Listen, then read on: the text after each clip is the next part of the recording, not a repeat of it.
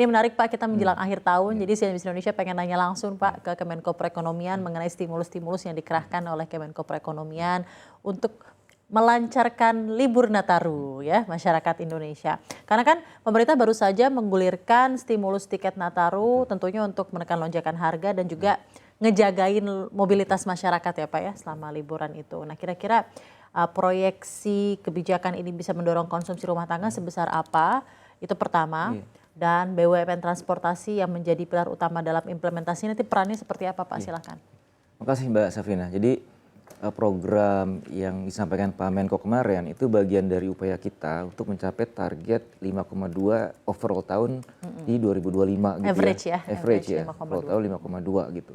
Nah ini bagian dari kita untuk tadi, seperti tadi sampaikan Mbak Safrina ya, di kuartal keempat itu kita punya beberapa momentum penting. Pertama adalah memang secara siklus APBN kita itu biasanya jumlah serapan terbesarnya itu ada di Q4. Gitu kan.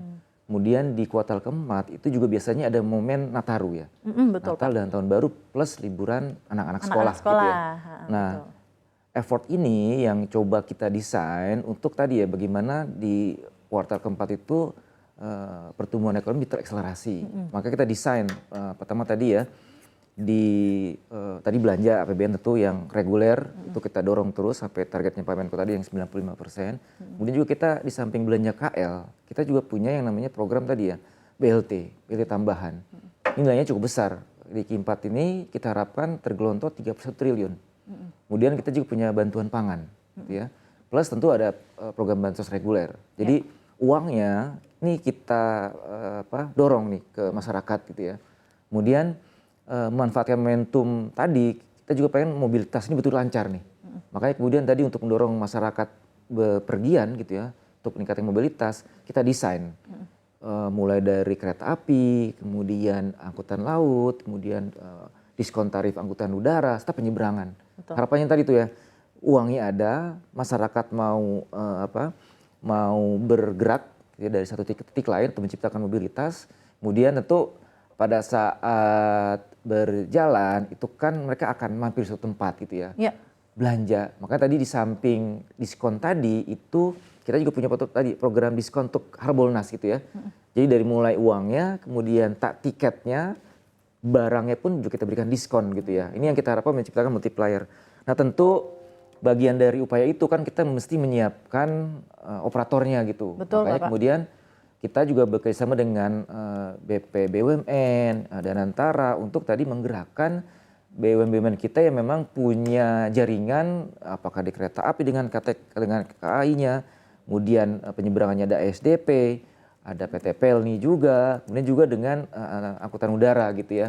Khusus untuk yang angkutan laut kita nggak tanggal 22 ya, tapi tanggal 17. Karena bayangan kita terutama di daerah timur itu kan butuh waktu ya bergeraknya seminggu gitu, sehingga pada saat ini kita buka sekarang untuk angkutan laut tanggal 17. Jadi ada pergerakan sehingga masyarakat kita yang di timur pun bisa merayakan Natal dengan nyaman, juga diberikan tadi diskon yang memang dibutuhkan gitu ya untuk melakukan mobilitas tersebut. Jadi itu kira-kira desain besarnya Mbak Safrina. Keseluruhannya itu ya mobilitas Betul, masyarakat betul itu di-push lah ya Pak ya. Diorkestrasi agar bisa dampak maksimal gitu ke ekonomi. KPI-nya gimana tuh Pak? Indikator yang dipakai untuk mengukur keberhasilan dari semua ini kan ya tadinya belanja di daerah tujuan, okupasi transportasi, apa kira-kira KPI yang ada?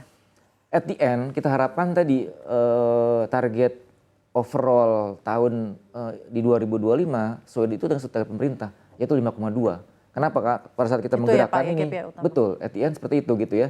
Kita harapkan dengan menggerakkan ini tadi konsumsi masyarakat jadi meningkat gitu kan, secara sektor terkait dengan pariwisata, perdagangan itu juga meningkat gitu ya. Sehingga tadi memberikan tambahan kita untuk tadi PDB di kuartal keempat bagian dari upaya kita mencapai target 5,2% di 2025. Tapi mungkin ada KPI makro di BUMN yang mungkin seperti ya maksudnya peningkatan frekuensi perjalanan, jumlah penumpang dan lain-lain juga ada ya Pak ya. Kemudian berapa diskon. Jadi masyarakat kan tahunya mereka dapat potongan harga berapa gitu ya. Betul, makanya Pak. seperti di bahannya Pak Menko itu kita bunyiin tuh berapa persen harus terdiskon ya yang dinikmati masyarakat.